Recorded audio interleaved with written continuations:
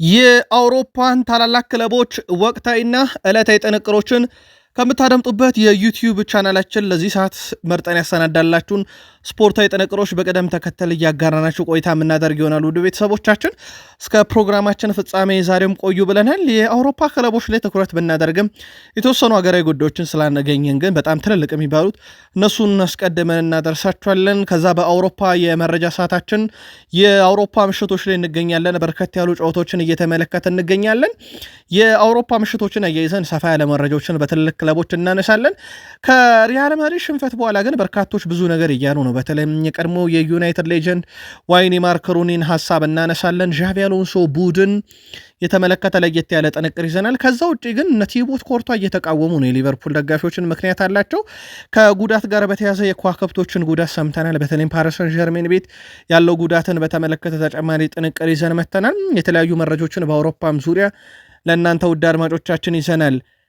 በፕሪሚየር ሊግ የመረጃ ሰዓታችን ከሻምፒዮንሺፕ አዳጊ ክለብ ጀምሮ መረጃዎችን ይዘናል። በተለይም ወደ ፕሪሚየር ሊጉ ለማደግ በሚደረግ ጥረት ላይ ከዛ በዘለለ ሰሞኑን አንድ መረጃ ደርሰናችሁ ነበር። አንድ ወጣት ተጫዋች ከበድ ያለ ጥቃት አስተናግዷል የሚል ተጫዋቹን አረጋግጠነዋል። አነጋጋሪውን ወቅቱን ተጫዋች ሚኪ ቫንደቬንን ከቶትናም እናነሳለን። ከቢግ ሲክስ መረጃችንን ስንቀጥል የፔፕ ጋርዲዮላውን ቡድን ማንቸስተር ሲቲን የተመለከተ ጥንቅር ይዘናል። እሳቸው ስለ ሃላንድ ብዙ ነገር ይላሉ። ቡድናቸው በጣም ወሳኝ የተባለ የአውሮፓ ሻምፒዮንስ ሊግ ጨዋታ እንዳለበት ይታወቃል።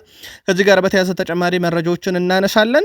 ሌላው ጥያቄ መጣልን ከኮል ፓልመር ጋር በተያዘ ነው። የማሬስካን ጥንቅቅ ያለ መረጃ ይዘን መተናል።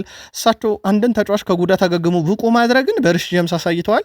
ምናልባት ቀጣዩ ቤት ስራቸው ደግሞ እንደ ሮሚዮ ላቪያ እንደ ኮል ፓልመር ያሉ ተጫዋቾች ሆነው ይጠበቃሉ። ከቼልሲ ጋር በተያዘ ግን የአውሮፓ ምሽትን በተለየ መንገድ ለማንሳት ወደናል። የቼልሲም ደጋፊዎች እስከ ፕሮግራማችን ፍጻሜ ትቆያላችሁ። የሊቨርፑል የአውሮፓ ሻምፒዮንስ ሊግ ሪካርዱ በጣም አነጋጋሪ ነው። በተለይም የቆመ ኳስ አጠቃቀሙ ላይ። ከዛ ውጪ በቡድን ውስጥ በጣም አስደናቂዎቹን ተጫዋቾች እናነሳለን። የአውሮፓ ምሽት የሊቨርፑልን የሰሞኑን ይሄ ከውጤት ቀውስ ጋር በተያዘ ሲመጡበት የነበሩ ትችቶችን ሁሉ ምላሽ የሰጠ ነው። ያው ትሬንት አሌክሳንደር አርኖልድ ደግሞ በሁለቱ ክለቦች መካከል ልዩ ጎራ ፈጥሮ የነበረው ተጫዋች ነው። በርካታ መረጃዎችን ይዘናል። አነጋጋሪው ተጫዋች አሁንም ብራድሊ ነው። በተለይም ሁለቱን የማድሪድ አደገኛ ሰዎች በማቆም ረገድ ማለት ነው። የሊቨርፑል ቀጣይ ፈተና ኢታር ላይ ነው። ተጨማሪ መረጃዎችን ይዘንበታል። አርሰናል በእንግሊዝ ፕሪሚየር ሊግ እንግዲህ ከሚሳተፉ ክለቦች ውስጥ አዲስ ክብረ ወሰን የያዘ ለቀጣይ ሌላ ትልቅ ክብረ ወሰን እየተንደረደረ ያለ ክለብ ሆኗል። 50ኛ ጨዋታ መረቡን ያላስደፈረውን ዳቪድ ራያን እናነሳለን። ከዛ ውጭ ግን በአርሰናል በኩል በጣም አነጋጋሪ የሆኑ ግን ብዙ ያልተነገረላቸውን እነ ፓይሮ ሄንካፔን ጨምሮ እናነሳለን። ክለቡን እንዲለቅ ከጫፍ ደርሶ የነበረ ግፊትም የነበረ ግን አሁን ለቡድን ወሳኝ ተጫዋች በአንድ ንክኪ በርካታ ግብ የሚያስቆጥረውን ሚካኤል ሜሪኖን ጨምሮ በርከት ያሉ መረጃዎችን እናነሳለን። ማይክል አርቴታም ተጨማሪ ያነሷቸው ነጥቦች ስላሉ ለአርሰናል ደጋፊዎች ተጨማሪ ጥንቅሮችን ይዘናል። በዩናይትድ የመረጃ ሰዓታችን ጄሰን ዊልኮክስ ዛሬ ከዩናይትድ ቲቪ ጋር ቆይታ ነበራቸው። ከአጥቂው እስከ ግብ ጠባቂ እሳቸው በርካታ ነጥቦችን አንስቷል፣ እናነሳቸዋለን። ሩበን አሞሪም የሚሉት ነገር አለ። ከዛ ውጪ ካዜሜሮን ማን ይተካዋል በሚለው ጉዳይ ላይ በርካታ መረጃዎች አሁንም እየወጡ ይገኛሉ። የቲም ቶክን ዘገባ ይዘናል። ራሱ ካዜሜሮን እናነሳለን። የዩናይትድን ተጋጣሚና በአንድ ጉዳይ ከማንቸስተር ዩናይትድ ጋር በተያያዘ አንድ መረጃ በስፋት እየወጣ ይገኛል። እናነሳዋለን። ይህንን መረጃ ውድ ቤተሰቦቻችን እስከ ፕሮግራማችን ፍጻሜ ትቆያላችሁ። ላይክ፣ ሰብስክራይብ፣ ሼር ማድረግ ዛሬም እንዳይረሳ ብለናል። ሀሳብ አስተያየታችሁን በሀሳብ መስጫ ሳጥናችን ላይ ስለምታጋሩን እጅግ አድርገን እናመስጋኞች ነን። በድጋሜ ከኛ ጋር ስትቆዩ በፕሮግራማችን መረጃዎችን በየክለቦቻችሁ እንደምታገኙ ቃል ገብተን ነው። የሀገር ቤት አንድ መረጃ እናስቀድም። የሴካፋ ውድድር የሚጠብቀው የኢትዮጵያ ከ17 ዓመት በታች ብሔራዊ ቡድን ወይም ቀያይ ቀበሮች ልምምድ እየሰሩ ይገኛሉ። ብሔራዊ ቡድናችን በትላንትናው ዕለት በአዲስ አበባ ስቴዲየም ከሸገር ከተማ ጋር የልምምድ ጨዋታ አድርጎ 2-2 የተለያየው ኢትዮጵያ እግር ኳስ ፌዴሬሽን ፕሬዚዳንት አቶ ኢሳያስ ጅራና ዋና ስራ አስፈጻሚ አቶ ባህሩ ጥላሁን ተገኝተው ቡድኑን አበረታተዋል። አሜሪካዊ አሰልጣኝ ቤንጃሚን ዚመር ወጣት ብሔራዊ ቡድን በዋና አሰልጣኝነት እየመሩ ይገኛሉ። አሰልጣኝ ቤንጃሚን ዚመር ከዚህ በፊት በሀገራቸው አሜሪካ ታዳጊዎችን ማበልጸግ ላይ ትኩረት አድርገው የሰሩ ናቸው ተብሏል። አሰልጣኙ ክርስቲያን ፖሊሲች በወጣበት የአሜሪካ ወርቃማ ዘመን ከ14 እና 15 ዓመት በታች ብሔራዊ ቡድን ረዳት አሰልጣኝ ሆነው የሰሩ ናቸው። ኢትዮጵያ ብሔራዊ ቡድን እንግዲህ በታዳጊዎች ደረጃ ለመጨረሻ ጊዜ የውጭ ዜጋ አሰልጣኝ የነበረው ከ20 ዓመት በታች አሰልጣኝ ዲጎ ያቶ ነበሩ።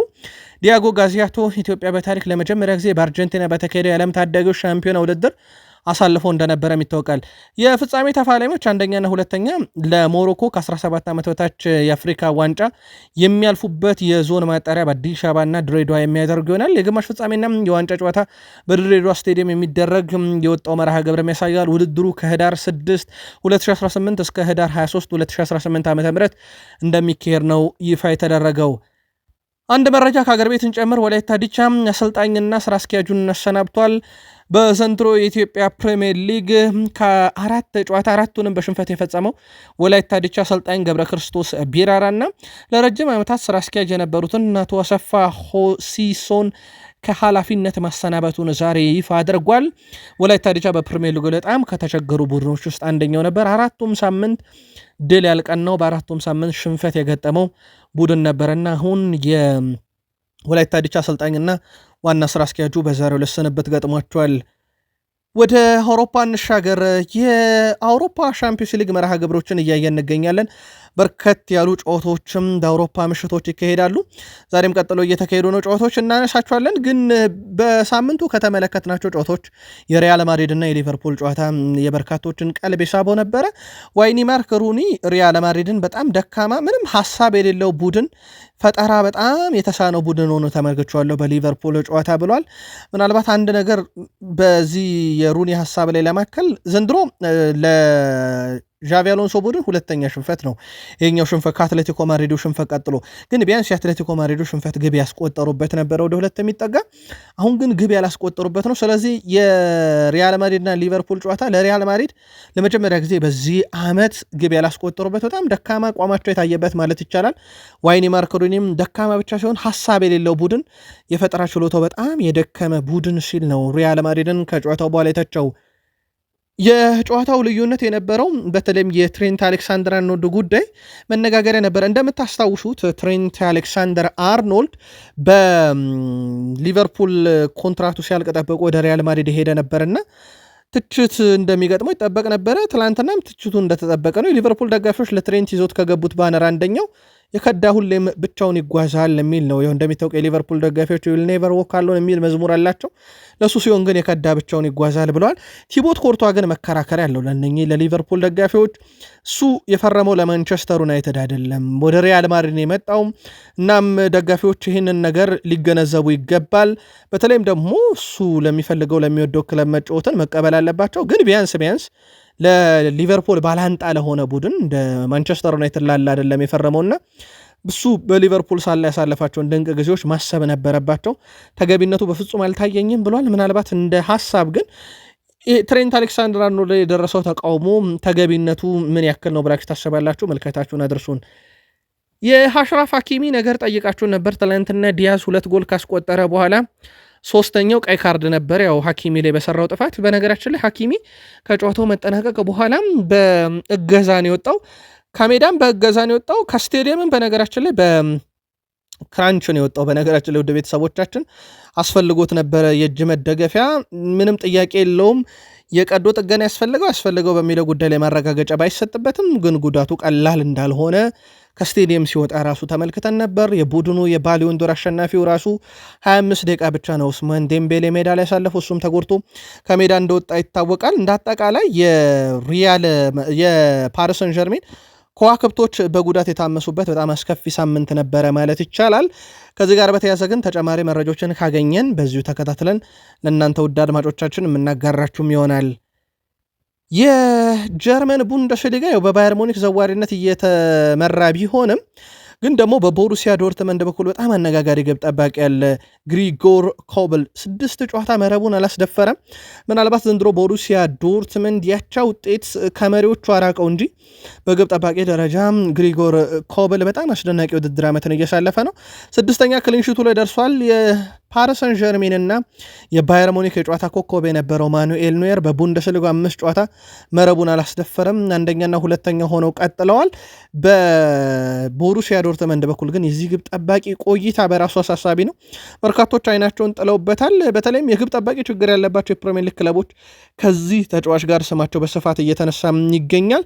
በጣም አስደናቂ የሚባል የውድድር ዓመትም በቡንደስሊጋው እያሳለፈ ነው። እንግሊዝ ደረስን። 39 ጎል ያስቆጠረ በ14 ጨዋታ በዛ ላይ ደግሞ በማሸነፍ ሂደቱ ላይ በጊዜያዊነት በ4 ነጥብ ምናልባት ወደ 1 ሊጠብበት ይችላል። በ4 ነጥብ ልዩነት መምራት ጀምሯል። ኮቬንትሪ ሲቲ ሼፊልድን ትላንትና 3-1 አሸንፏል። ከሽንፈት በኋላ የመጣ ድል ነው። በሬክሳም ተሸንፎ ነበረ ባለፈው ሳምንት ኮቬንትሪ ሲቲ። ፍራንክ ጄምስ ላምፓርድ ቡድኑን የሚያሳድገው መስሏል። አንደኛ ስለሆነ ብቻ ሳይሆን ጨዋታን የሚወጣበት መንገድ ፍጹም የተለየ ነው። ኮቬንትሪ ሲቲ የሬክሳም ጨዋታ ውጭ ሲቀር ዘንድሮ በወጣ ብቃት ነውና ወደ ፕሪሚየር ሊጉ የሚያድጉ መስለዋል። ፍራንክ ላምፓርድ ለፕሪሚየር ሊጉ አዲስ ሰው አይደለም። ራሱ የቀድሞ ክለቡን ቼልሲን በአሰልጣኝነት እየመራ በጣም አስደናቂ የሚባል የውድድር ዓመትን አሳልፎ እንደነበረ ይታወቃል።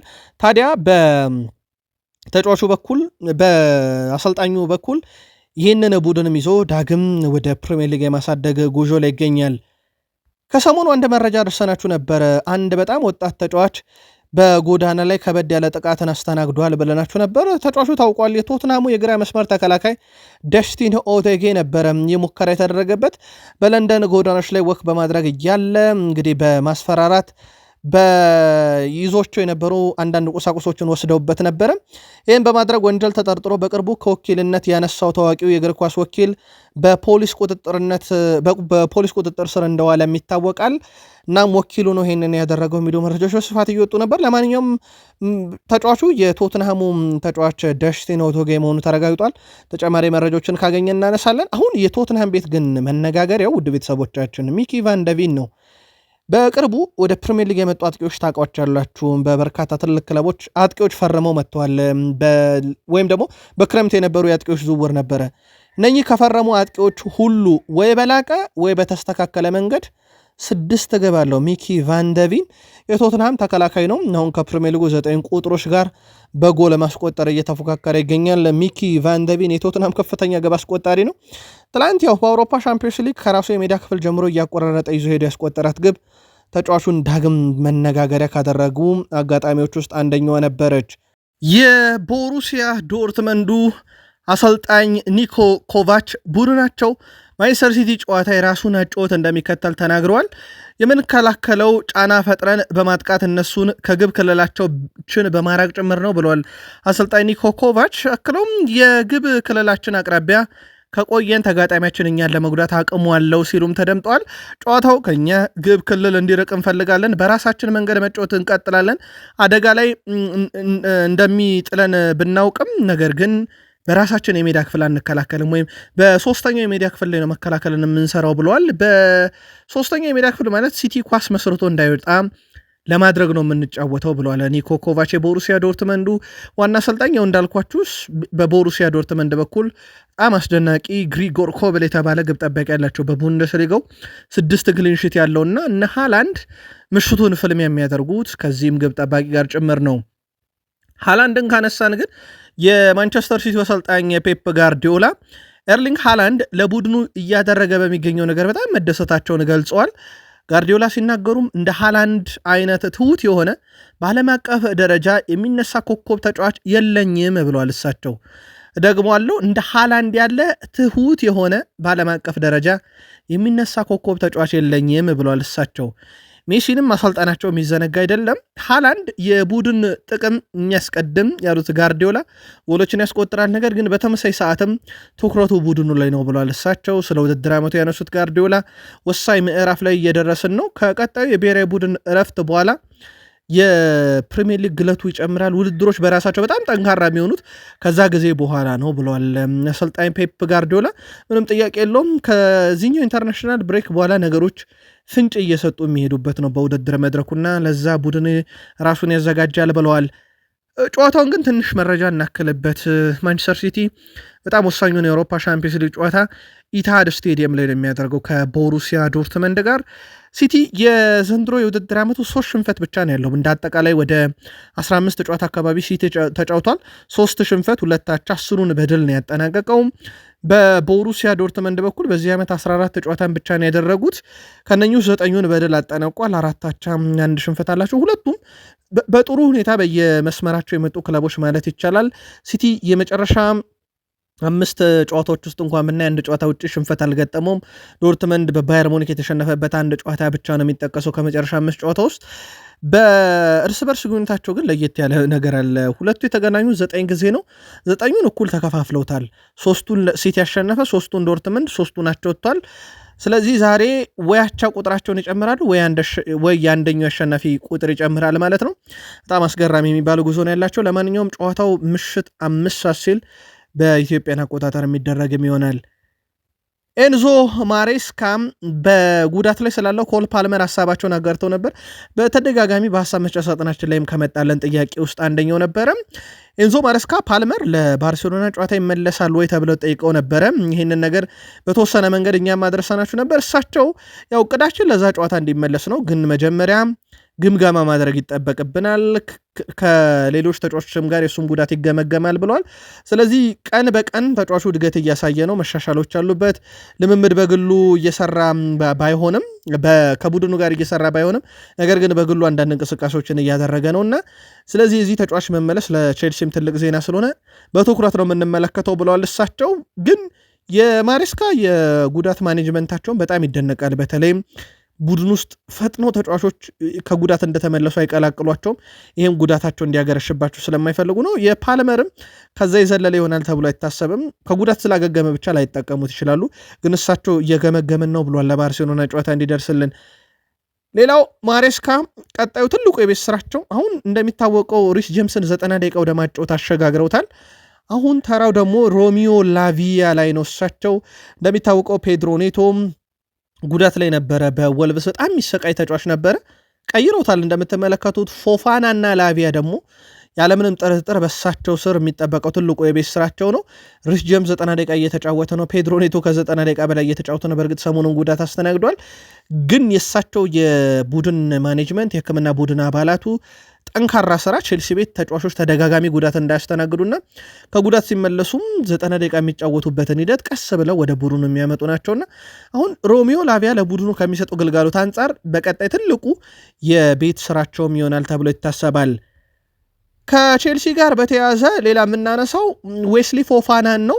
በነገራችን ላይ ዌስሊ ፎፋና በጣም አደገኛ የህግን በጣሰ መንገድ በመንዳቱ ምክንያት 300 ሰዓትን ያለ ክፍያ ማህበራዊ አገልግሎት እንዲሰጥ መቀጣቱ ይታወቃል። ፎፋና ታዲያ ከዚህ ጋር በተያያዘ ቼልሲዎች በግልጽ አናግሮታል ነው የተባለው። ተጫዋቹን ከእንደዚህ አይነት ነገር እንዲታቀብ።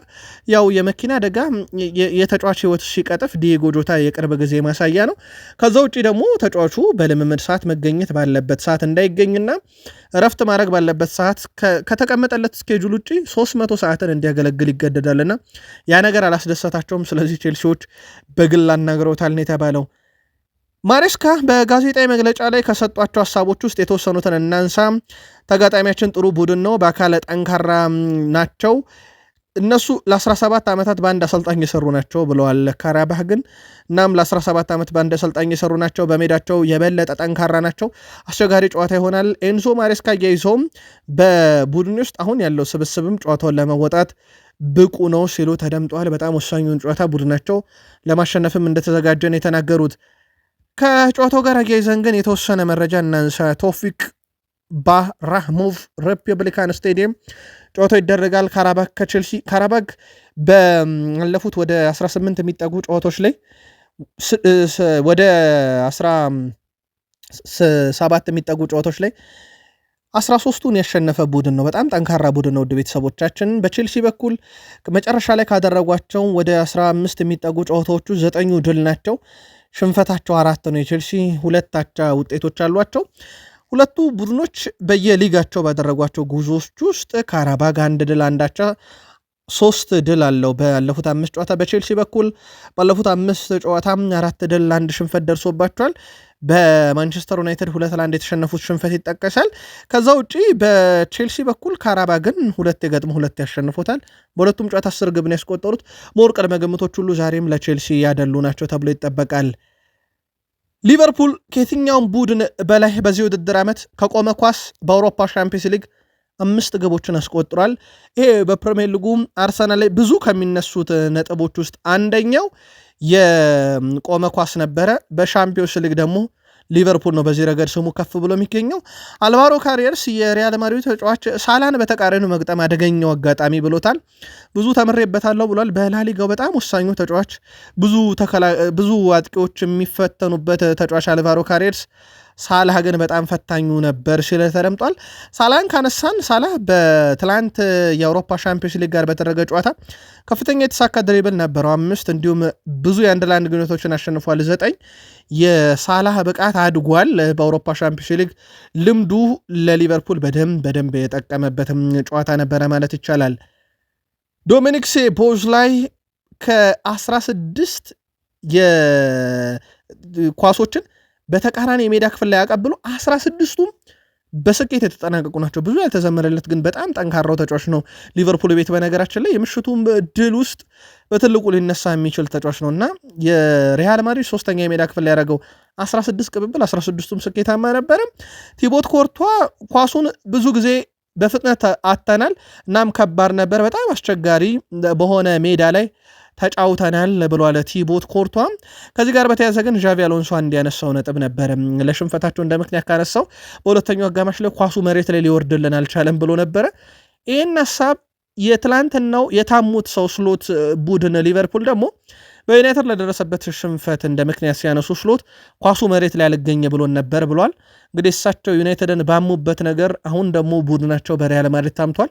ኳሱ መሬት ላይ ያተነው ነበር ተብሎ ትሬንት አሌክሳንደር-አርኖልድን በተመለከተ እኔ በገባኝ ቁጥር ይላሉ አርኔ ስሎት ሁሌ በተጫዋቾች ውስጥ የምነግራቸው ነገር ምክንያታዊ እንዲሆኑ ነው ብሏል። እኔ ባገኘሁት ቁጥር ሁሉ አቅፈዋለሁ ወይም አናግረዋለሁ፣ ምክንያቱም እንደ ተጫዋች በጣም ምርጥ ተጫዋች ነው እና ምክንያታዊ ነበር ብሏል። እሱ እንደ ምክንያት ያነሳውም ለሪያል ማድሪድ መጫወት ይፈልግ ነበር፣ ስለዚህ ወደ ሪያል ማድሪድ ሄደ።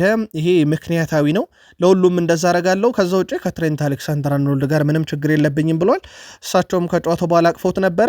ምናልባት እሱን የተካው ብራድሊ ሊመሰገን የሚገባ ይነብቃል ለሊቨርፑል አሳይቷል።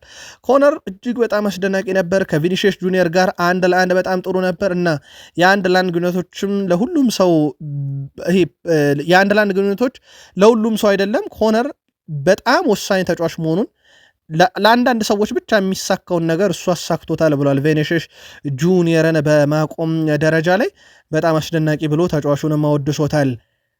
ለሊቨርፑል ቀጣይ ፈተናው ኢትሃድ ላይ ነው። አሁን የአንፊልዱን ግዳጁን ተወጥቷል። ቀጣይ በ11ኛ ሳምንት የእንግሊዝ ፕሪሚየር ሊግ ተጠባቂ መርሃ ግብር ማንቸስተር ሲቲ ከሊቨርፑል ጋር ጨዋታቸውን ያደርጋሉ። ጥቅምት 30 እሁድ የሚደረግ ነው። ምሽት 1:30 ላይ ኢትሃድ ስቴዲየም ጨዋታው ይደረጋል። በጣም ወሳኝ የተባለው ጨዋታው ይሄ ሁለቱ ሲቲ እና ሊቨርፑል ስለሆኑ ብቻ ሳይሆን የሚገናኙበት ሰዓት በራሱ በጣም ወሳኝ ሰዓት ላይ ነው የሚገናኙት። አንድም ሊቨርፑል ወደ ምርጥ ብቃቱ የሚመለስበት በራስ መተማመኑን ከፍ የሚያደርግበትና ለዋንጫ ፍክሩ አለው የሚልበት ሲሆን ሲቲም በወቅታዊ ብቃት ጥሩ ናቸው። በፕሪሚየር ሊጉ ሁለተኛ ደረጃ ላይ ሆኖ የሚያደርጉት ጨዋታ ነው። ዘንድሮ ለፕሪሚየር ሊግ ዋንጫ ቢታጩም የአርሰናልና የሊቨርፑልን ያህል ያልታጨው ሲቲ በቂ ምላሽ የሚሰጥበት ጨዋታ ይሆናል ተብሎ ይጠበቃል። ጨዋታው እሁድ ጥቅምት 30 ምሽት 1:30 ነው የሚደረገው። ተጨማሪ ጥንቅሮችን ጨዋታውም በየዕለቱ እያደረስናችሁ እንቀጥላለን። አርሰናል ደረስን።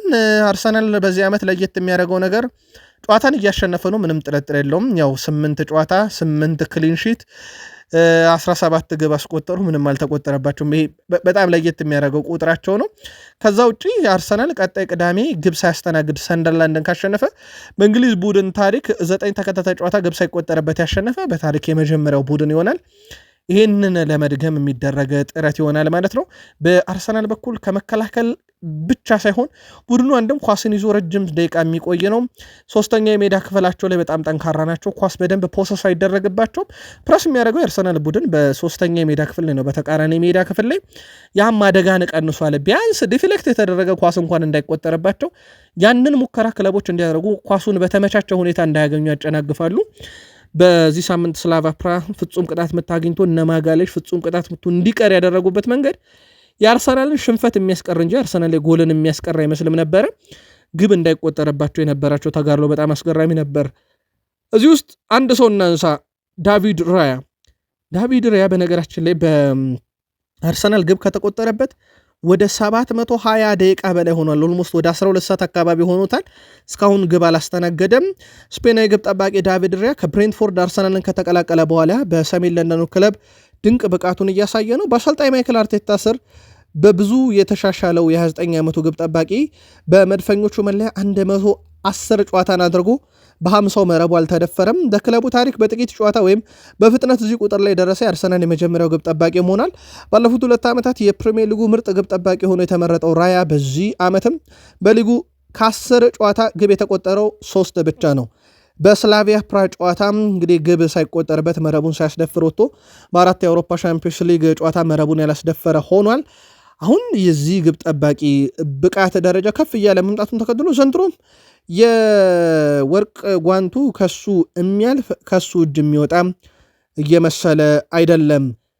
በአርሰናል የመረጃ ሰዓታችን ሌላ ከምናነሳው ጉዳይ ፔሮ ሄንካፔ ነው። በስላቪያ ፕራ ጨዋታ ከ8 የ1 ለ1 ግንኙነት 8ቱንም አሸንፏል 100% ማለት ነው። ይህም አውሮፓ ውድድር ለአርሰናል ከ10 ዓመት በኋላ የተመዘገበ ትልቁ ቁጥር ነው። በእርግጥ በመሃል ማይክል አርቴታ መጥተው ቡድኑ ወደ አውሮፓ ሻምፒዮንስ ሊግ እስኪመልሱት አርሰናል ረጅም ዓመታት በአውሮፓ ሻምፒዮንስ ሊግ ውድድር ላይ እንዳልነበረ ይታወቃል። ግን እንደዚህ አይነት አስደናቂ ቁጥር ያለውን ተጫዋች ነው አንድሪያ ቤርታ በክረምት ወደ ቡድኑ እንዲመጣ ያደረጉት። ከዝውውር ጋር በተያያዘ ለአብነት ያክል በዝውውር መስኮቱ ከአርሰናል ይለቃል ተብሎ በትልቁ ሲጠበቅ የነበረው ትሮሳርድንም እሳቸው ደሞዝ ጨምረው እንዳቆዩት ይታወቃል። ትሮሳርድ አሁን ላይ በሻምፒዮንስ ሊግ 1 ጎል 2 አሲስት አለው። በፕሪሚየር ሊግ 1 ጎል 2 አሲስት አለው። በሻምፒዮንስ ሊግ 1 ጎል 2 አሲስት አለው። በካራባው ካፕ 1 ጎል 1 አሲስት፣ በድምሩ በ7 ጎሎች ላይ ቀጥተኛ ተሳትፎን ማድረግ ችሏል። እሱም በጣም አስደናቂ ጊዜ በአርሰናል ቤት እያሳለፈ ነው። ሚካኤል ሜሪኒሆ የ9 ቁጥር አጥቂ አይደለም። እንደሚታወቀውም በማለዳው መረጃችን በስፋት እንደውም ስለሱ ነግረናችሁ ነበር። የ9 ቁጥር አጥቂ ሳይሆን ከሚያስቆጥራቸው ግቦች ውስጥ ደግሞ በጣም አስገራሚ ነገር በአንድ ንክኪ ነው የሚያስቆጥራቸው። ይሄ ክሊኒካል ነምበር 9 የሚባሉ እንደዚህ አይነት ባህሪ ያላቸውና የቡድኑ አስደናቂ ባህሪው የአርሰናል ግብ አይቆጠርበትም እንደምንለው ሁሉ ይሄ ከምንም ያገኘው ሚካኤል ሜሪኖ የአጥቂ ሳይሆን ከምንም ያገኘው ሚካኤል ሜሪኖ ከአጥቂ ባልተናነሰ የሚያስቆጠራቸው ጎሎች መነጋገሪያ ናቸው። በአንድ ንክኪ ጎሎችን እያስቆጠረ ነው።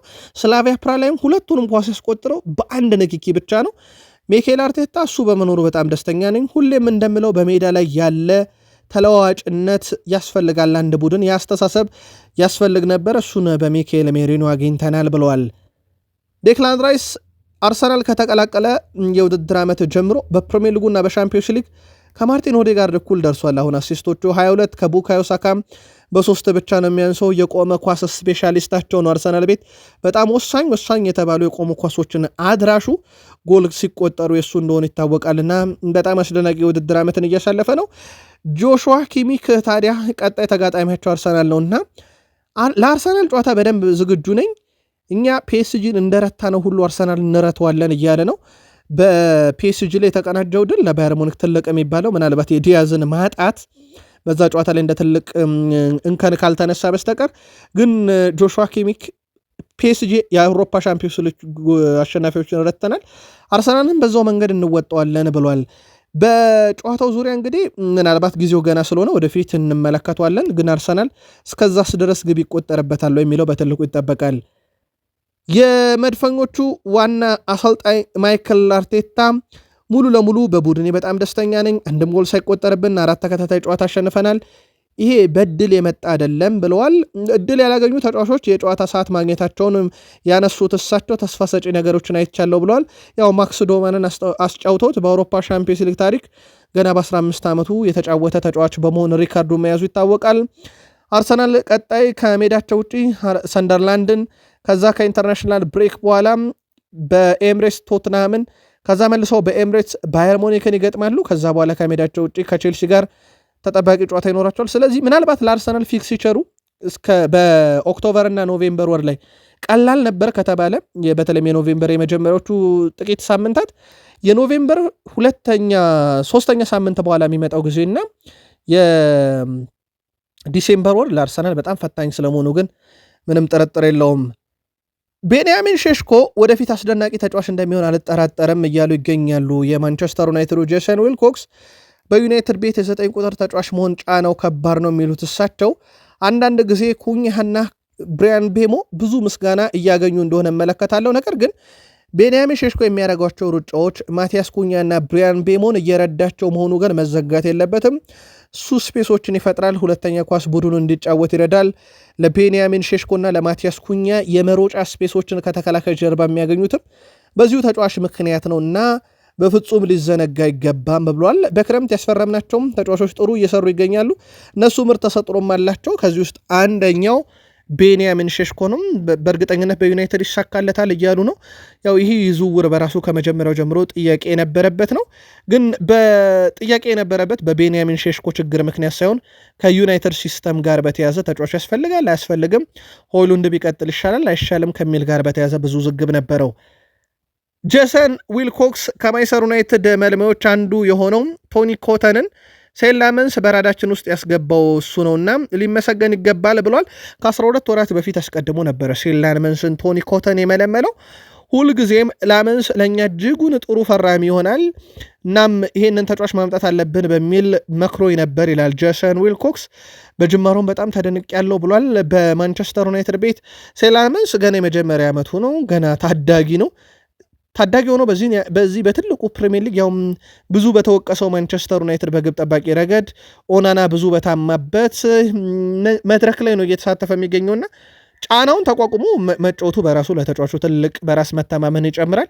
ጄሰን ዊልኮክስም በጣም ምርጡ ፈራሚያችን ነው፣ ከጊዜ ሂደት ደግሞ ምርጡን እናያለን ብለዋል። ሩበን አሞሪም ሀሳባቸውን አጋርተዋል። እኛ ጥሩ እየሆንን ነው፣ ይህን ደግሞ ሁሉም ሰው ማየት ይችላል። አንድን ጨዋታ ባናሸንፍ እንኳን ላለመሸነፍ የምናደርገውን ጥረት መመልከት ትችላላችሁ። ለመሸነፍ የትም እየሄድን አይደለም ብሏል። እሳቸውም ቡድናቸው ውስጥ በራስ መተማመን አሁን ከፍ እያለ መጥቷል። ግን አሁን ካርሎስ ካዜሜሮ በቡድናቸው ውስጥ በጣም ቁልፉ ተጫዋች ነው፣ ምንም ጥያቄ የለውም። ግን ቀጣይ ዓመት ይዘውት ይቆያሉ ተብሎ አይታሰብም። ተተኪ ይፈልጉለታል። ካርሎስ ካዝሜሮ በዚህ ውድድር ዓመት በአማካይ በጨዋታ 0.5 የግብ ተሳትፎ ንጻር ያለው ከፔናልቲ ውጭ በ6 ቁጥር ሚና ላይ የተጫወተ ይሄ በጣም ትልቅ የሚባል ቁጥር ነው። እሱን እንዴት ይተኩታል የሚለው ይጠበቃል። በዩናይትድ በኩል አሁን ቲም ቶክ ይዞት የወጣው መረጃ እነ ኤሊዮት አንደርሰን እነ አዳም ዋርተንን ጨምሮ የብራይተኑ ካርሎስ ባሌባ በዝርዝር ውስጥ ያሉ ስራዎች እየተሰሩ ያለው ንግግሮች ያልቆሙበት የሚል መረጃን ይዞቷል። የኤሊዮት አንደርሰን ዝውውር በነገራችን ላይ ከ60 ሚሊዮን ፓውንድ በላይ ያስፈልገዋል የሚሉ መረጃዎች በስፋት እየወጡ ይገኛሉ። ቲም ቶክ መረጃውን ይዞት እየወጣ ነው። ካዜሜሮን ለመተካት እንደ ሁነኛ ሰው በሳቸው ቡድን ውስጥ ተይዟል። ዩናይትድ የፕሪሚየር ሊግ ቀጣይ ጨዋታውን የሚያደርገው ከቶትናም ሆትስፐርስ ጋር እንደሆነ ይታወቃል። ቅዳሜ 9:30 ይደረጋል። የ19 ዓመቱ አማካይ ሉካስ በርግቬል በቶትናም በኩል የለም ከቼልሲ ጋር በነበረው ጨዋታ ባስተናገደው ጉዳት። ከዛ ውጭ ግን የጀደን ስፔንስ እና የኩዱስ ለጨዋታው መድረስ ጉዳይ ተጨማሪ ምርመራ ያስፈልጋቸዋል እየተባለ ነው። ቶትናም ወሳኝ ተጫዋቾቹን በዛ ጨዋታ ላይ ያገኛል ላያገኝም በሚለው ጉዳይ ላይ የቶማስ ፍራንክ ጋዜጣዊ መግለጫ በትልቁ ይጠበቃል። ቀጣይ አርብ ጋዜጣዊ መግለጫ ስለሚሰጡ እሳቸው እንመለከተዋለን። በዚሁ ግን አንድ ከዩናይትድ ጋር በተያዘ ሰሞኑ በርካታ ሚዲያዎች ይዞት እየወጡት ያለው ጉዳይ አለ። ሩበን አሞሪም እና ዲዬጎ ዳሎ ዘመድ ናቸው የሚል መረጃ በስፋት እየወጣ ነው። በርከት ያሉ የዜና ምንጮችም ይህንን እያነሱት ነው። ከሶስተኛ ወገን እናጣረዋለን። ግን ዘመድም ቢሆኑ በዩናይትድ የሚያክል ትልቅ ክለብ ውስጥ ያው ይሄ ፕሮፌሽናል ውድድር ነውና ዲዬጎ ሲሞኔም ልጃቸውን እያጫወቱ እንደሆነ ይታወቃል። በአትሌቲኮ ማድሪድ ግን ብዙ ጨዋታ ከተጠባባቂ ያስነሱታል፣ ቀይረው ያስወጡታል። ለቡድን አስፈላጊነቱን ያስቀድማሉ የፕሮፌሽናሉ ዓለምና ዲዬጎ ዳሎ ዘመድ ቢሆንም በዩናይትድ ግን እድል ብዙ ከማያገኙ ተጫዋቾች ውስጥም በሳቸው ስር ይጠቀሳል። እና አብቃ እዚህ ጋር ቀጣይ እንገናኝ።